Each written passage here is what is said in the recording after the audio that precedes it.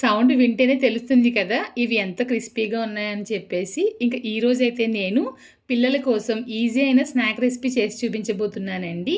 ఇంక ఈరోజైతే నేను క్రిస్పీగా బేబీకార్న్ 65 తయారు చేయబోతున్నాను. ఇంక దానికోసం అయితే ఒక ప్యాకెట్ బేబీకార్న్ తీసుకుని శుభ్రంగా క్లీన్ చేసి ఈ విధంగా కట్ చేసి పెట్టానండి. ఒక గిన్నె తీసుకుని దాంట్లో మైదా, కార్న్ఫ్లోర్ వేస్తున్నాను, కొంచెంగా గరం మసాలా, కొంచెంగా కారం, రుచికి తగినంత సాల్ట్, కొంచెంగా అల్లం వెల్లుల్లి పేస్ట్ కూడా వేసి కొంచెంగా నీళ్లు వేసి పేస్ట్లా తయారు చేయాలన్నమాట.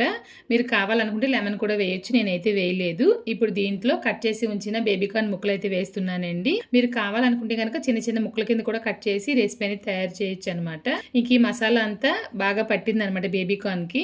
ఇప్పుడు ఈ ముక్క ఒక్కొక్కటి తీసుకుని బ్రెడ్ క్రమ్స్లో వచ్చేసి ఈ విధంగా కోట్ చేయాలి. బ్రెడ్ క్రమ్స్ అంటే ఏమీ లేదంటే బ్రెడ్ ఉంటుంది కదా, దాన్ని మిక్సీలో వేసారంటే ఈ విధంగా పౌడర్లో వచ్చేస్తుంది అనమాట.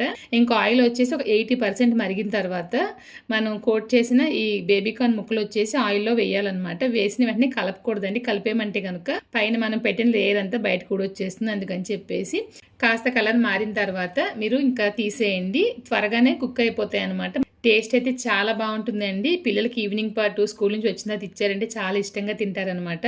మీరు కూడా ట్రై చేసేయండి ఒకసారి. మరి ఇటువంటి ఈజీ అయిన రెసిపీస్ కోసం మన ఛానల్ని ఫాలో అవ్వడం మర్చిపోకండి.